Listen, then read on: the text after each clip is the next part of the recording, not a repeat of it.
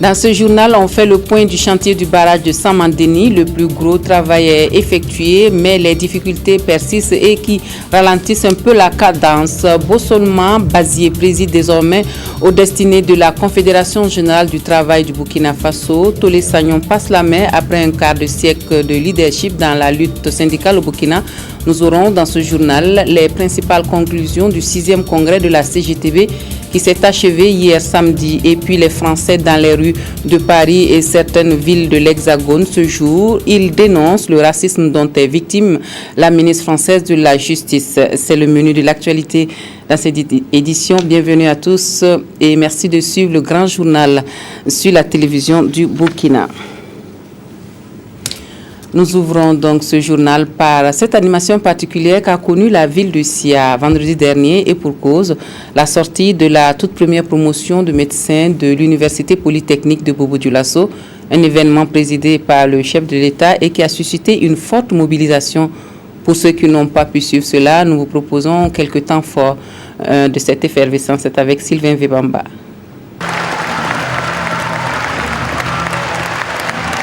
La sortie des 17 médecins entièrement formés à l'Institut supérieur des sciences de la santé de Bobo-Dioulasso a donné lieu à une cérémonie riche en symbolisme et forte en émotion. Une cérémonie rehaussée par la présence du chef de l'État, Blaise Compaoré, et marquée par une forte mobilisation de la communauté estudiantine et scientifique et surtout des populations de la région des Hauts-Bassins. Vraiment, surtout à Binanamina. Sa venue à Bobo nous a réjoui beaucoup, surtout ce pourquoi il est là. Il nous a vraiment honorés. C'est pour juste l'encourager, voilà, à soutenir encore, de faire de son mieux pour satisfaire la population aussi.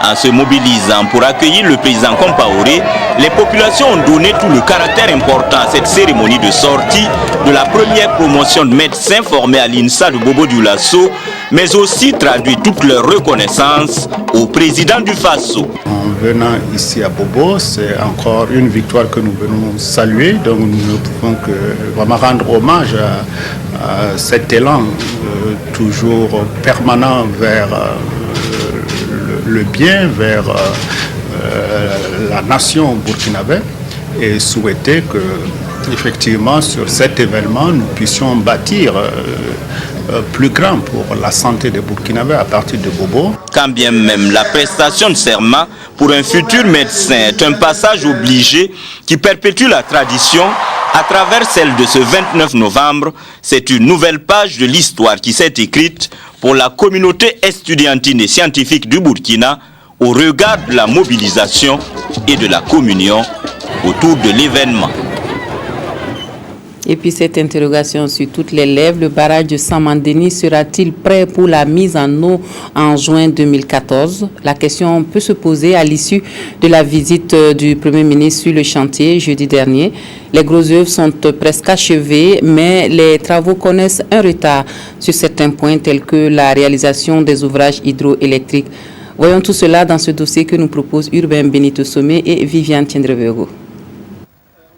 Les débuts du chantier de construction du barrage de Samandéni ont été difficiles. De la pose de la première pierre à 2012, pratiquement rien n'a bougé sur le site. À partir de la première visite du chef du gouvernement sur le chantier au début de l'année, le rythme des travaux s'est accéléré. Nous sommes en train de rattraper pratiquement 2 années qu'on a perdues. C'est ça, parce que le projet aurait dû démarrer depuis 2009 et finalement, en réalité, c'est en 2012 que les choses ont commencé. Donc, rattraper 2 ans de retard en 1 an, ce n'est pas facile, mais nous allons essayer. Et impossible n'est pas burkinabé. Sur le taux global de réalisation du projet, on est plus de 55%. Donc, sur la vidange de fond, on est à plus de 60%. Les vacuateurs de crue sur les déblais rocheux immeubles, on est à plus de 60%. Et les bétons, on est à 40%. Sur la digue, on est à 45%. Tout ce qui est difficile a été fait. Ce qui reste, c'est ce qui est facile. Tout a été déjà préparé, donc les matériaux sont là. Il reste malgré tout beaucoup à faire sur le chantier.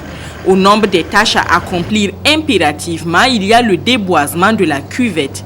Sur les 4 millions d'arbres recensés qui doivent être coupés, seuls 5 000 le sont déjà. Il faut impérativement déboiser effectivement donc le lit de barrage, les nettoyer pour que effectivement il n'y ait pas d'obstacle lorsque il va pleuvoir et que le barrage va accueillir l'eau. Là également c'est un besoin de 10 milliards de francs CFA.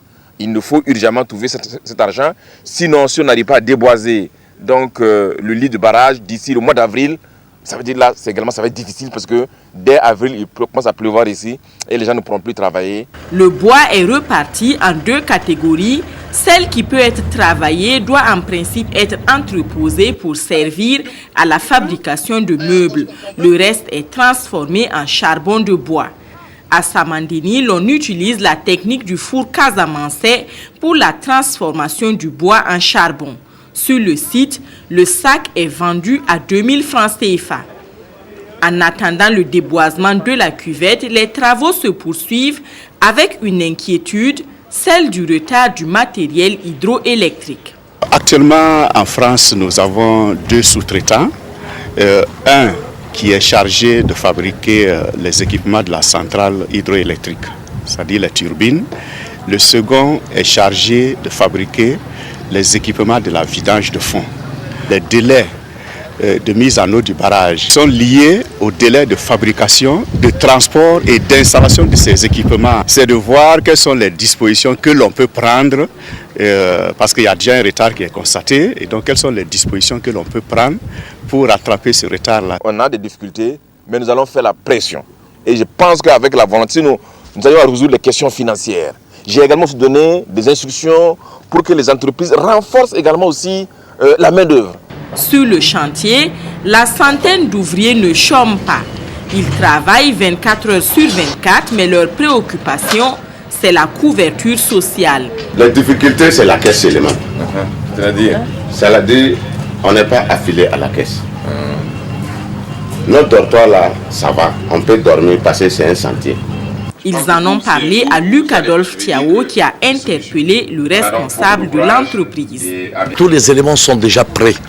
Et c'est ça que j'ai assuré le Premier ministre pour lui dire qu'à partir de la fin de ce mois, ils vont commencer on va régler la caisse pour le mois de novembre. Ils vont commencer à toucher leur allocation familiale. Et tout ce qui est octobre et avant, ça va être régularisé avec la caisse. Le ministère en charge des aménagements hydrauliques veille sur la qualité des travaux en se rendant périodiquement sur le terrain où le bureau d'études veille quotidiennement au grain. Ils suivent quelle quantité de ciment il faut, quel dosage il faut pour quel type de ferraille qu'il faut. Et si ça ne respecte pas les normes, l'ingénieur conseil dit non, ne mettez pas ça, nous ne sommes pas d'accord. En construisant le barrage de Samandéni, les pouvoirs publics ont l'ambition d'approvisionner les populations des hauts bassins en eau pour la boisson, l'irrigation et l'électricité. C'est un ouvrage qui doit avoir en principe une durée de vie de 50 ans. Mais pour l'heure, le département de la recherche scientifique et de l'innovation est déterminé à améliorer la productivité agricole au Burkina Faso. Un projet est en vue et qui concerne les petits exploitants. Le programme qui sera réalisé dans 4 pays de la sous-région devrait apporter conseils, moyens techniques et financiers à ces producteurs cibles. Les acteurs du programme sont à Ouagadougou pour valider les plans d'action dans chaque pays avant son démarrage. Ismaël Diloma, Sirima, Adama Koulibaly. Améliorer la productivité des petits exploitants agricoles, c'est la raison qui a réuni ces chercheurs venus du Bénin, du Cameroun, du Mali, du Niger et bien entendu du Burkina Faso. Ils vont mettre en commun leurs expériences pour identifier les principaux acteurs à toucher et également définir les objectifs à atteindre de même que les plans d'action. Il y a le renforcement des capacités, c'est-à-dire des formations. Il y a l'appui conseil que nous allons devoir assurer dans ce projet. Il y a aussi l'accès au crédit et aux intrants, c'est-à-dire les semences, l'engrais, et l'accès au financement par plusieurs mécanismes dont le warrantage et la microfinance et même l'implication des banques conventionnelles. 90 000 producteurs burkinabés répartis dans 12 provinces seront concernés. Le projet est accepté, le financement est acquis et il revient aux acteurs maintenant de s'assurer de la bonne mise en œuvre de ce projet-là. Donc le lancement officiel dans les différents pays ne devrait pas tarder, surtout que le Mali est déjà engagé. Le projet a déjà commencé au Mali. Les 4 autres pays aussi vont se lancer immédiatement dans la réalisation du projet. Le ministère de la Recherche scientifique et de l'Innovation technologique est chargé de mener à bien cette initiative. Il bénéficie du soutien financier de la Banque islamique de développement. Mais en attendant que le Burkina Faso atteigne son objectif d'une production agricole de qualité et en quantité, il peut toujours compter sur l'aide alimentaire du Japon à l'État burkinabé. Cette année, la KR s'élève à plus de 2,5 milliards de francs CFA et il va aider à combler le déficit alimentaire au Burkina Faso. La production risicole demeure le domaine de prédilection de cette aide qui dure depuis une douzaine d'années. L'acte qui scelle cet accord entre les deux parties, c'est avec Ousmane Drabo et Bouma Ernest Nebi. 2,550 milliards, c'est le montant global de l'aide alimentaire KR 2013 du Japon apporté à l'État burkinabé. Pour le ministre en charge des Affaires étrangères, cette aide est la bienvenue. L'aide alimentaire que le Japon octroie au Burkina Faso nous permet évidemment de combler le déficit céréalier que nous connaissons périodiquement dû à l'insuffisance des pluies. Mais surtout, il y a une flexibilité dans l'utilisation de cette aide qui vient d'abord aider les plus démunis, mais ensuite qui permet de réaliser un certain nombre de programmes au profit de nos paysans pour accroître leur capacité de production. La sécurité alimentaire est un élément essentiel pour réduire la pauvreté, pour vivre avec dignité. C'est depuis 2000 que le Japon apporte cet appui au Burkina. Et selon l'ambassadeur du pays du soleil levant, cette aide pourrait être augmentée les années à venir. Parlons à présent de la célébration nationale du 11 décembre dans le Sahel. La série de conférences initiée à cet effet se poursuit et l'Oudalan a accueilli la sienne à Gorom Gorom ce week-end. Jeunes et adultes de la province ont eu droit à une communication sur le civisme et la cohésion sociale fondamentaux d'un développement durable. Conférencière, l'écrivaine Bernadette Sanoudao, Abdoul Rasmane Zongo a suivi les débats. À la suite d'autres villes, Gorom Gorom dans le Sahel n'a pas dérogé à la règle. Une bonne partie de sa population a eu droit à une communication sur le 11 décembre. Le thème décortiqué par l'écrivaine Bernadette Sanou, conférencière de la soirée, est on ne peut plus évocateur. Civisme et cohésion sociale, fondamentaux d'un développement durable. Pour moi, le civisme, c'est une loyauté de tout temps, envers et contre tout, comme je l'ai dit, une loyauté vis-à-vis de son pays. Et si on est donc loyal à tout moment, en tout temps, en tout lieu, en toute circonstance vis-à-vis de son pays, on s'interdit tout ce qui peut lui porter préjudice de quelque manière que ce soit. Maintenant, la cohésion sociale, je le résumerai dans le vivre ensemble.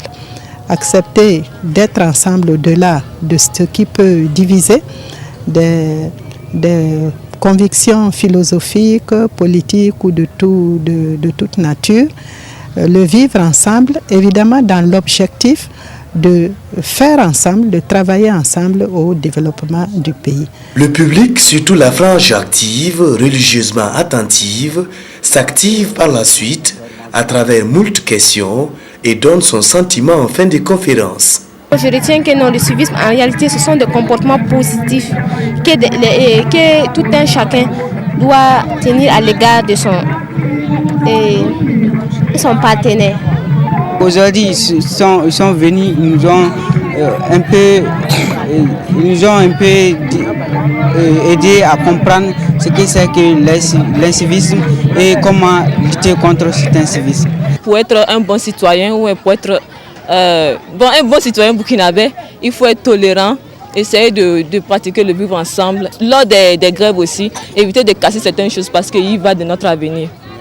Parce que pour tout élève qui pratique le civisme, ça dit qu'il aime son pays. Le représentant du ministre de la Communication, patron de la cérémonie, lui apprécie. Nous nous avons permis à chacun de s'exprimer par rapport à sa compréhension, par rapport au thème.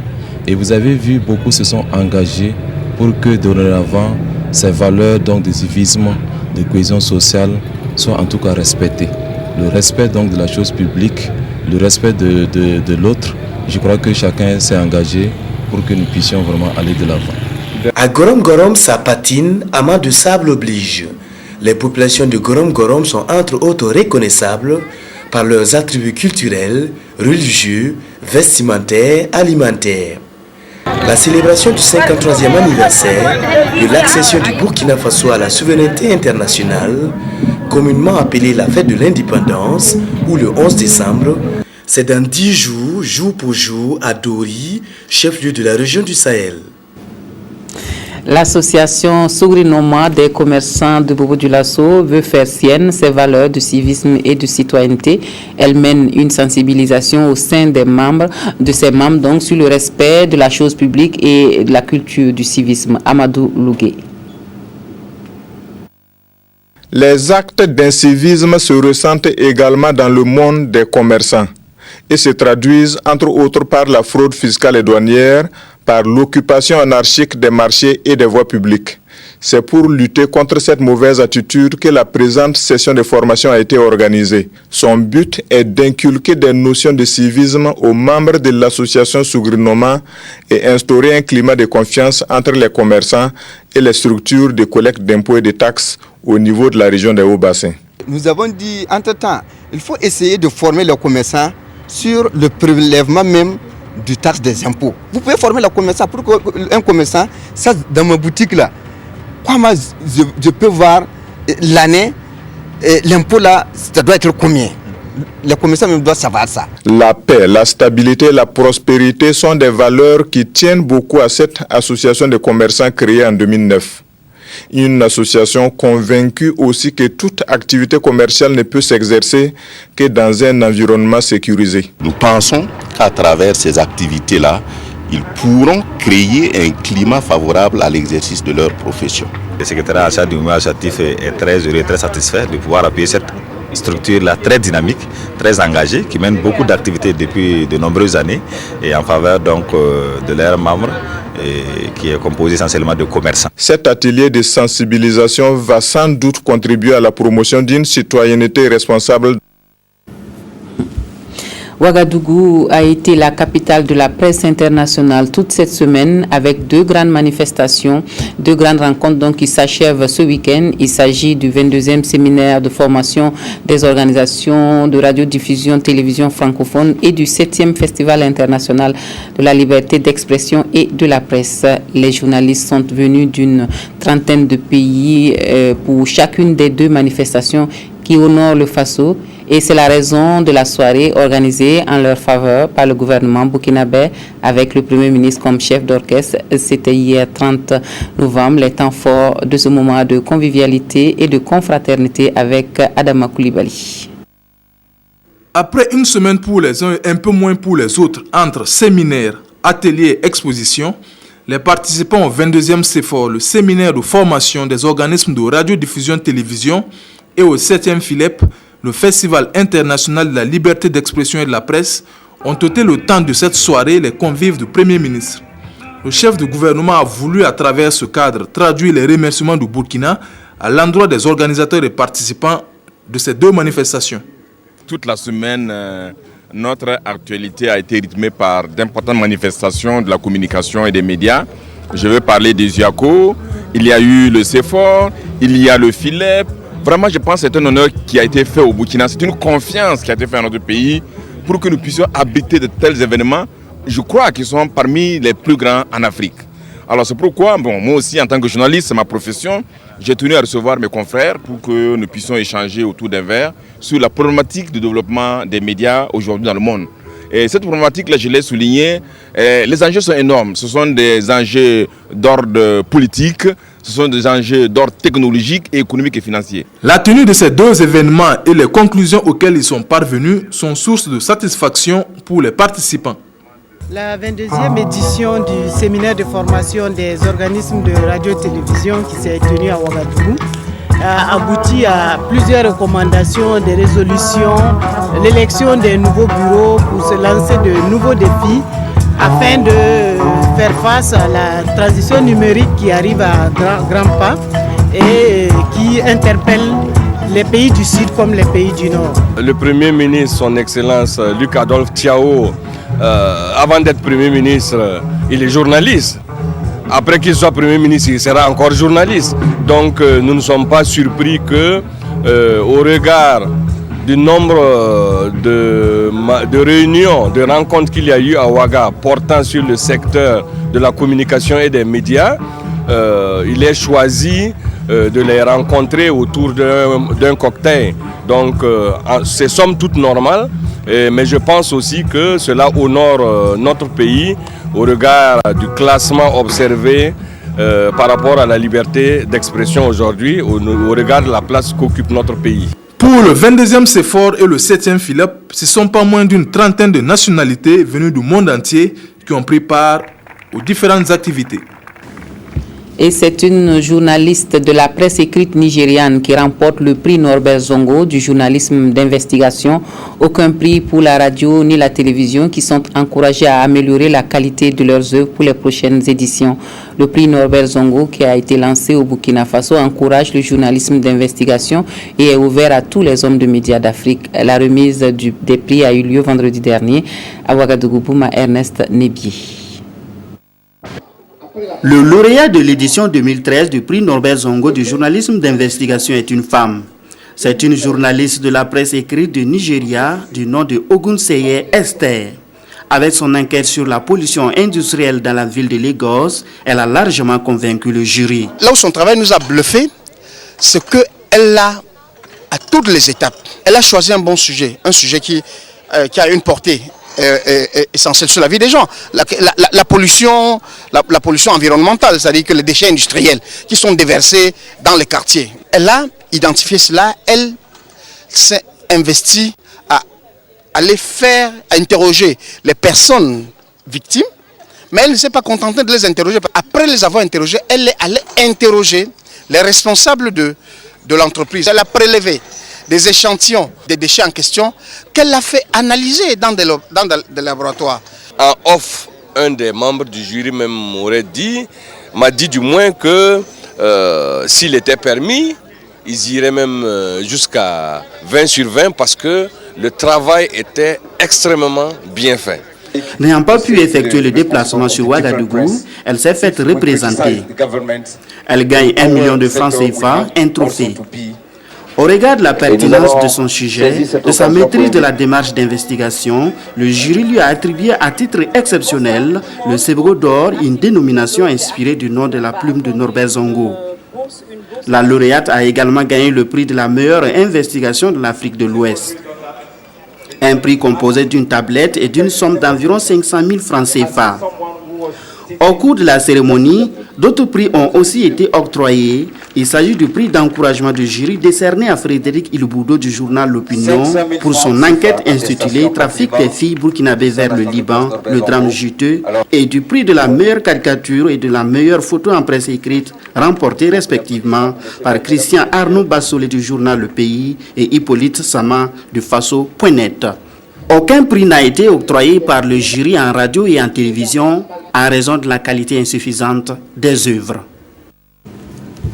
La radio Femina FM a fait de la solidarité avec les couches les plus vulnérables son cheval de bataille depuis 3 ans. Un mois de solidarité est organisé à cet effet. La promotrice de la station de radio est allée rendre visite au centre d'hébergement et de réinsertion socio-économique de la Fondation Émile Biayanda. Elle avait dans ses bagages des prisons collectées auprès des auditeurs. Un geste qui donne de l'espoir à ce centre presque oublié, ses partenaires avec les partenaires sociaux et financiers. Anatole Nakoulma Ibrahim Digma. Quelque part au quartier 1200 logements de Ouagadougou, un refuge pour jeunes filles maltraitées, mères précoces ou filles enceintes en détresse. Le centre de la Fondation Cardinal Émile Bienda, Fosseb. C'est vers là que la radio Femina FM a orienté son antenne pour la 3e édition de son œuvre de solidarité. On s'est dit que le mois de novembre, c'est le mois de la solidarité. Donc, durant tout le mois d'octobre, on fait appel à toute la population à travers la radio féminin, dans les langues et puis en français pour toucher vraiment le plus possible de monde, pour nous donner, ça peut être des habits, ce sont des dons de toute nature, des habits, il y a du savon, du beurre de karité pour les bébés, des jeunes filles là, et aussi de l'argent. Dans son élan de solidarité, la radio féminin FM est accompagnée par l'Assemblée nationale à travers son premier responsable, représenté ici. C'est une œuvre à saluer, c'est une œuvre qui doit durer dans le temps. Et j'invite les responsables de Féminin FM à continuer dans ce sens. Les responsables du centre d'hébergement et de réinsertion socio-économique de la FOSEB reçoivent ce geste de solidarité comme une manne salvatrice, car la réalité est que depuis plus d'une année, le centre lui-même est abandonné à son propre sort par ses partenaires financiers originels. Tout en appelant à l'aide, les pensionnaires vivent, sinon survivent par de petites activités génératrices de revenus. Nous souhaiterons que beaucoup d'autres associations ou d'autres personnes puissent emboîter leur pas pour nous venir en aide. Parce que depuis 2013, là, nos bailleurs nous ont abandonnés, ils nous ont laissé tomber. Donc vraiment, on se débrouille et on se laisse à la grâce du Seigneur. Les premières filles orphelines en maltraitance, en fuite d'un mariage forcé ou mères célibataires rejetées, ont déposé leur baluchon ici au centre le 16 janvier 2000. Elles étaient au nombre de 15. De cette date à nos jours, plus de 300 pensionnaires sont passés par là avec dans les bras 224 bébés enregistrés. Voilà, et on connaît l'insouciance des enfants quand ils s'amusent, mais hélas, le danger n'est jamais loin. Voici un jeu qui s'est transformé en drame, comme a pu le constater une de nos équipes de reportage dans le quartier de la zone 1 de Ouagadougou. Un enfant venu jouer dans la mare du déversoir du canal a été ressorti sans vie. Témoin de ce drame, Issaka Ouedraogo, Lassina Savadogo. Un corps sans vie repêché dans le déversoir du canal de la zone 1 ce dimanche après-midi. Ce garçon né d'environ 11 ans venu se baigner dans cette eau insalubre avec un autre ami va se faire surprendre par la profondeur de la mare. Au moment où des riverains interpellés décident de le secourir, il était déjà tard. On m'a dit que non, l'enfant là, il était noyé. Donc il y avait le frère de lui. Il avait dit que non, lui il est allé pour appeler un vieux. Le vieux a lancé les cailloux. Donc lui, il s'est retourné pour venir appeler une dame maintenant. La dame a crié maintenant. Nous, on est venus maintenant pour voir l'enfant en tout cas. On voulait appeler les sapeurs. Les sapeurs aussi, ils ont duré. Donc il y avait un ami comme à côté de... Bon, on avait décidé de rentrer quoi. Bon, les autres nous ont dit d'attendre. Au moins, on va voir la situation, comment on va faire. Et finalement, quand ils sont rentrés de sortir, il était déjà mort. Oui, il était déjà mort. Cette eau stagnante est un danger permanent pour les enfants de ce quartier qui transforment les deux déversoirs en lieu de jeu. Ici, non loin du drame, ces autres enfants sans se soucier de ce qui vient de se passer s'adonnent à un jeu aussi dangereux. Au moment où nous quittions les lieux, les parents de la victime n'étaient pas encore informés du drame qui vient de frapper la famille. Les sapeurs-pompiers qui ralliaient les lieux ne pourront que constater les dégâts. Et au chapitre politique, nous parlons du premier Conseil national de l'Union pour le progrès et le changement qui a donné l'occasion aux participants d'examiner l'évolution du parti depuis sa création. Le parti de Zéphirin Diabré a surtout élaboré des stratégies pour mieux aborder l'échéance de la présidentielle de 2015. La rencontre s'est achevée hier à Ouagadougou. Maxime Zongo. Première grande occasion de retrouvailles des cadres du parti, cette session du Conseil national de l'UPC a réuni autour du président Zéphirin Diabré plus de 300 participants venus des 45 provinces du Burkina. À l'ordre du jour, plusieurs thématiques jugées vitales à passer en revue. L'analyse critique du chemin parcouru par le parti depuis sa création, le bilan financier et bien d'autres sujets. l'une des grandes décisions qui a été prise par le Conseil, c'est de procéder dès maintenant au renouvellement de l'ensemble des structures du parti à travers le pays pour lui permettre d'avoir une infrastructure politique à même d'affronter l'échéance de 2015.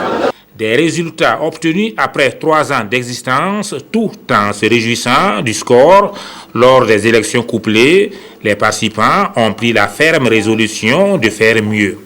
Pour cela, la base électorale du parti sera élargie dans la perspective de 2015. Pour le moment, il était important que le Congrès se souvienne que 2015 est la prochaine échéance électorale et que donc il donne des instructions pour mettre le parti en ordre de bataille. Dans l'objectif de rendre le parti plus conquérant, de nombreuses résolutions et recommandations ont été prises à l'issue des travaux. Les derniers développements de l'actualité politique nationale ont également fait l'objet d'appréciation et la consigne, la vigilance à tous les niveaux. Et dans la page transfert des compétences aux collectivités territoriales, on note que santé, éducation, et développement économique et planification sont déjà une réalité dans les communes depuis 2009 sur les 11 domaines prioritaires définis par le gouvernement.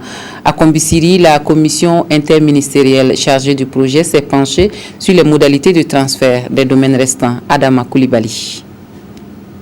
Après la santé, l'éducation et la formation professionnelle, l'environnement et le développement économique, la culture, le sport et les loisirs, 7 autres domaines devraient bientôt être transférés aux collectivités territoriales. Il s'est agi au cours de cet atelier de la commission interministérielle créée à cet effet de valider les projets de décret pour la mise en œuvre de ces nouvelles dispositions. Il s'agit maintenant de dire aux communes et aux régions que tous les 11 domaines de transfert de compétences sont en tout cas pris. Ces 11 domaines sont transférés. Parce qu'effectivement, il n'y avait pas de transfert effectif de compétences. Ce qui a été transféré, les 4 décrets de 2009, étaient en fait des transferts des domaines prioritaires. Avec la mise en œuvre de ces décrets, le foncier, l'aménagement du territoire, la protection civile, l'énergie, la gestion des marchés ou encore les pompes funèbres vont être cédées aux collectivités. Le transfert de ces compétences est indispensable pour que les collectivités puissent jouer pleinement leur rôle. Certes, il y a des compétences qui ont déjà été transférées aux communes, mais les régions collectivités territoriales, par exemple, n'ont aucune compétence transférée à l'heure où nous parlons. Donc pour rendre opérationnels ces échelons pertinents, il fallait se conformer au code des collectivités. Pour l'effectivité de ces transferts, 11 décrets devraient être pris pour les communes et 10 pour les régions, puisque celles-ci, pour l'instant, ne disposent pas de cimetières régionaux. Après 25 ans passés à la tête de la Confédération générale du travail du Burkina, Tolé Sagnon passe la main à son 3e adjoint, Bassolman Bazié. Le 6e congrès de la CGTB a donc renouvelé les instances du Conseil, ce qui devrait insuffler une nouvelle dynamique à la lutte syndicale au Burkina Faso.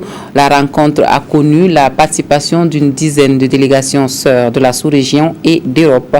Jonas Wemba, Bouma Ernest Nebié. L'acte majeur au cours de ce 6e congrès ordinaire de la Confédération générale du travail du Burkina est la désignation de Bassolman Bazié comme secrétaire général de l'organisation. Il va diriger une équipe de 17 membres, dont 4 femmes. Le présent bureau entend défendre avec fermeté les intérêts matériels et moraux des travailleurs. Nous avons pu exécuter tout ce que nous avons prévu à l'avance au programme. Donc, nous ne pouvons que exprimer notre sentiment de satisfaction. Les perspectives, comme vous le savez très bien, prennent en compte la situation nationale. Les fronts sur lesquels la Confédération s'est déjà prononcée, nous allons tout simplement continuer dans cette lancée. Et si toutefois il y a d'autres nouveaux fronts qui venaient de se présenter, nous allons les prendre en compte. Je veux notamment parler du cas de la lutte contre la pauvreté, l'amélioration des conditions de vie des travailleurs. Je veux parler de la lutte contre l'impunité, contre la fraude. Je veux parler de l'élargissement et de la protection des libertés démocratiques. Je veux également parler du fait que nos gouvernants aujourd'hui doivent prendre en compte les plateformes et les préoccupations qui sont introduites par l'ensemble des populations, à savoir la question du Sénat, la non-modification de l'article 37, ainsi de suite. Nous devrions veiller à ça. Tolé Sagnon, lui, se dit confiant quant à la nouvelle équipe. Les propositions que nous avons faites ont permis au Congrès de mettre en place une équipe comme nous l'avons souhaité, une équipe de relève. parce que nous avons expressément dit que de nombreux jeunes étaient prêts pour pouvoir effectivement diriger la Confédération. La cérémonie de clôture de ce 6e congrès marque la rentrée syndicale de la Confédération qui est placée sous le signe du 25e anniversaire de l'organisation. Les actes du transport se sont retrouvés à Ouagadougou la semaine dernière pour amender et valider 2 projets de texte élaborés dans le cadre de la mise en œuvre de la loi d'orientation des transports terrestres. Une étape avant l'adoption de ces projets de texte par le Conseil des ministres. Bouma Ernest Nebi.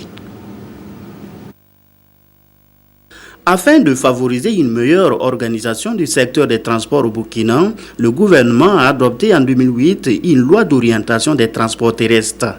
Dans le cadre de la mise en œuvre de ce référentiel, 2 projets de textes ont été élaborés. Ces textes, avant d'être soumis au Conseil des ministres pour adoption, doivent d'abord faire l'objet de validation par l'ensemble des acteurs des transports.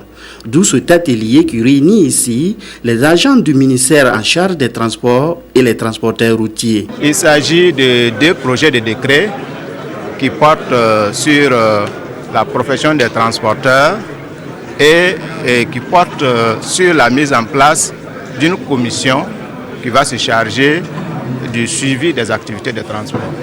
C'est vraiment un balisage réglementaire parce que il y a beaucoup de défaillances dans notre système. La profession est considérée comme une profession sous-évaluée, réservée à des gens qui ont pratiquement tout perdu. Au cours de l'atelier, les participants vont apporter les amendements nécessaires à ces 2 projets de texte. Ils vont donc passer en revue ces textes, identifier leurs faiblesses et les corriger. Le gouvernement burkinabé peut compter sur les anciens préfets pour la recherche de la paix et la promotion du civisme. Ils ont dit leur disponibilité à accompagner les pouvoirs publics dans leurs efforts. Dans ce sens, donc, la coordination des anciens préfets du Burkina a décliné son programme d'activité qui devrait toucher toutes les régions du pays. Ismaël Diloma, Sirima, Claudine Bikaba. Même s'ils ne sont plus représentants de l'État auprès des collectivités, les anciens préfets continuent d'œuvrer pour la recherche de la paix au Burkina Faso. À travers leur coordination, ils comptent mener des actions pour lutter contre l'incivisme et promouvoir un climat social apaisé. Ces anciens hauts fonctionnaires espèrent ainsi que l'État va s'appuyer sur les expériences qu'ils ont acquises pour mener à bien la politique de décentralisation amorcée. Nous avons un programme d'activité bien établi. Après ce lancement officiel-là, nous allons, en fonction du programme d'activité, des activités qui sont prévues dans le domaine du foncier rural, dans le domaine de l'état civil, dans le domaine de l'éco-citoyenneté, nous allons nous organiser avec nos partenaires pour vraiment mettre ça véritablement en application. Ces anciens préfets, ils ont acquis une somme d'expérience et vraiment du savoir à travers, en tout cas, les activités sur le terrain. Et nous pensons que cette somme d'expérience, cette expertise peut être mise à profit pour appuyer les circonscriptions administratives. La coordination des anciens préfets du Burkina se veut être un organe de réflexion. Pour cela, elle dispose d'un point focal dans chaque région. Le coordonnateur national appelle ainsi tous les anciens représentants de l'État dans les départements à apporter leur aide à l'édification du pays. Le Premier ministre a inauguré une école à Tita Naponé hier. L'école composée de 3 salles de classe, 3 logements pour enseignants et d'une cantine et d'une salle de soins est l'œuvre de la BOA. Burkina, les populations ne pouvaient contenir leur joie à cette occasion. Frédéric Etienne Bassenga. Grand pas de Tita Naponé vers la sortie de l'analphabétisme. 3 salles de classe, 3 logements pour enseignants, une cantine scolaire et une salle de soins, le tout alimenté par de l'énergie solaire et un forage. Voici le nouveau cadre dans lequel les enfants de cette localité, dans la province de Sangué, étudieront désormais. Nous sommes vraiment dans la joie et vraiment c'est une très bonne chose pour nous et parce que nos petits frères auront l'occasion en tout cas de partir à l'école comme les autres. Cette infrastructure est l'œuvre d'une institution financière, la Bank of Africa, précisément sa fondation qui s'est donné pour objectif d'accompagner le gouvernement dans ses efforts de développement. Il y a de cela moins d'un an, elle avait été sollicitée par le Premier ministre pour venir au secours de l'école en banco de cette localité qui était en ruine. Quand nous avons été sollicités par son Excellence le Premier ministre, nous avions tout à fait l'impression que nous faisons œuvre utile et nous sommes très contents de voir qu'aujourd'hui, il y a plus de 100 élèves inscrits dans cette école qui ne seraient pas allés à l'école si nous n'avions pas réalisé cette œuvre. C'est tout naturellement une satisfaction pour Luc Adolphe Tiao qui a souhaité que cette action inspire d'autres opérateurs économiques du Burkina. Je voudrais donc vraiment, au nom des villageois du Titan Aponé, vraiment adresser toutes mes sincères félicitations et remerciements à la Fondation Bank of Africa. Je pense que cette action généreuse de cette banque doit inspirer également le milieu des opérateurs économiques. Je pense qu'avec un peu de bonne volonté et un peu de moyens, on peut aider le gouvernement. Et comme je l'ai toujours dit, notre gouvernement à lui seul ne peut pas satisfaire aux attentes, aux besoins des populations. Sauf la volonté des uns et des autres, comme ce que nous devons vivre avec la Fondation Bank of Africa, qui nous permet ainsi donc de réaliser d'infrastructures importantes donc, pour les villageois. Cette école ne restera pas à 3 salles de classe. Très prochainement, la Fondation BOA entend la normaliser, c'est-à-dire la porter à 6 salles de classe et à 6 logements pour enseignants. À terme, l'investissement total avoisinera les 170 millions de francs CFA. La foire internationale du livre de Ouagadougou a refermé ses portes, non sans avoir récompensé les meilleurs des Olympiades en littérature publique. Lecteurs et professionnels du livre ont trouvé leur compte à la 12e philo durant les 5 jours d'activité de promotion du livre et de la lecture. Abdoulrahmane Zongo. Le livre a été objet d'attention particulière toute cette semaine dans la capitale burkinabé. C'était l'édition 12 de la Foire internationale du livre de Ouagadougou Philo qui a ainsi refermé ses portes ce samedi. Conférences, expositions, olympiades, échanges entre organisateurs publics exposants, hommes de lettres, de sciences et de culture ont entre autres ponctué la Philo 2013. Je dirais que la 12e Philo a répondu véritablement à l'attente et des organisateurs et des participants. Parce que du point de vue purement statistique, il y a à peu près une 50aine d'exposants, ce qui fait le double par rapport donc à l'édition de 2012. Et nous avons également eu en termes de participation, une forte participation et surtout une participation des scolaires. L'autre satisfaction, c'est la synergie d'action entre 3 départements ministériels. Le ministère en charge de la culture et du tourisme, le ministère en charge de l'éducation nationale, celui en charge des enseignements secondaires et supérieurs et celui en charge donc de la recherche scientifique pour véritablement être les maîtres d'œuvre de cette foire. C'est une initiative qui a été saluée par nos partenaires. Cela veut dire aussi qu'à partir de l'année prochaine, la Philo aura une organisation quadripartite. La clôture a été aussi marquée par un don d'ouvrage à la Bibliothèque nationale du Burkina Faso, par l'édition Papyrus du Sénégal et la remise de prix aux lauréats des Olympiades littéraires. J'étais vraiment très heureuse d'avoir que l'école m'ait choisi et puis je suis heureuse d'avoir gagné. Je me dis que j'ai honoré le nom de mon établissement. Voilà, et je suis très contente pour ça, pour mon prix. Oui, c'est vraiment très important.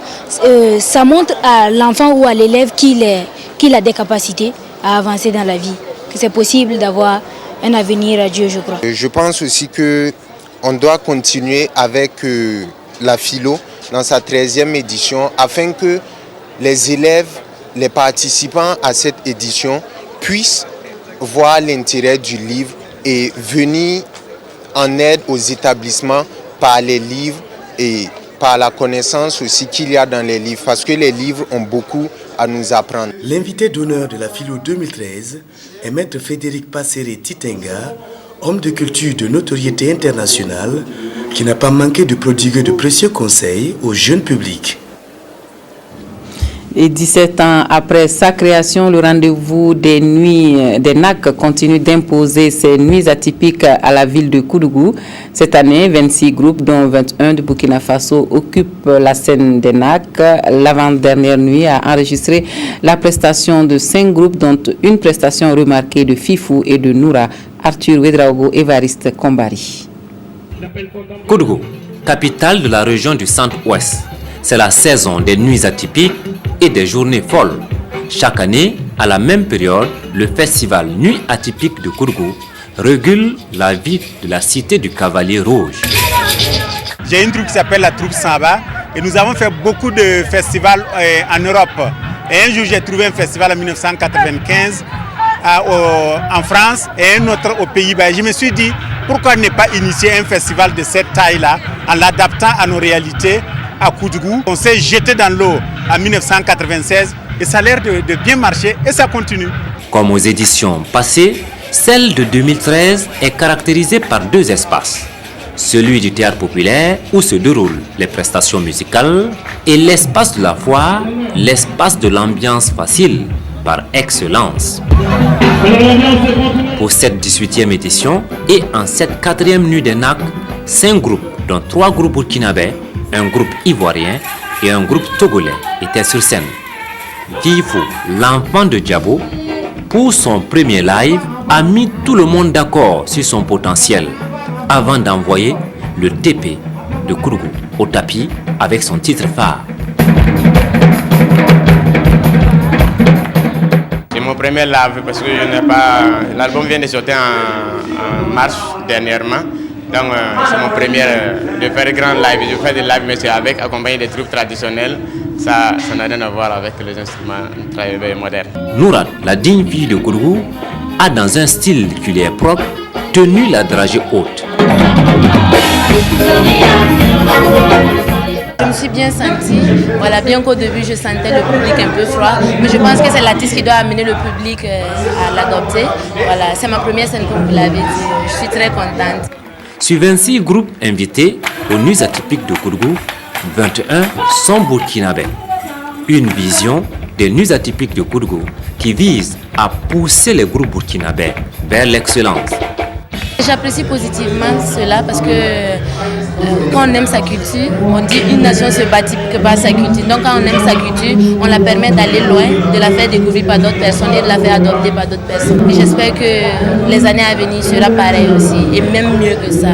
Il faut dire que les NAC ont flairé le bon coup.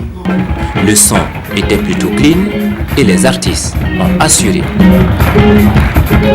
C'est toujours dans les candidatures qui sont venues. On a fait la présélection. Ils ont été sélectionnés définitivement. Et je pense que ces deux artistes ne sont jamais venus. Et je pense que les gens ont beaucoup apprécié. On ne s'est pas trompé d'avoir accepté leur candidature. Les Nuits atypiques de Kourgou sont à ce jour un des plus vieux festivals privés du Burkina Faso.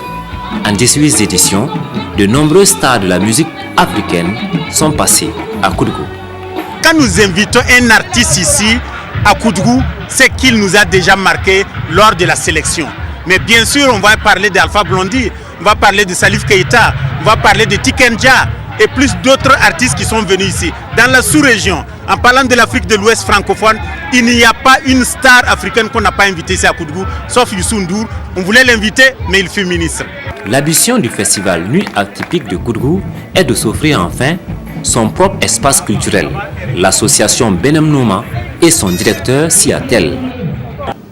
Voilà, vous aurez donc remarqué que ce sont des journaux d'extrême droite donc qui s'en prennent à la ministre française de la Justice, Christiane Taubira. C'est tout pour ce grand journal. Merci à vous de nous avoir suivis. Toute l'équipe du 20h se joint à moi pour vous dire merci à vous de nous avoir reçus chez vous toute cette semaine. Très bonne soirée à tous et à toutes et une excellente reprise de travail pour demain. À bientôt.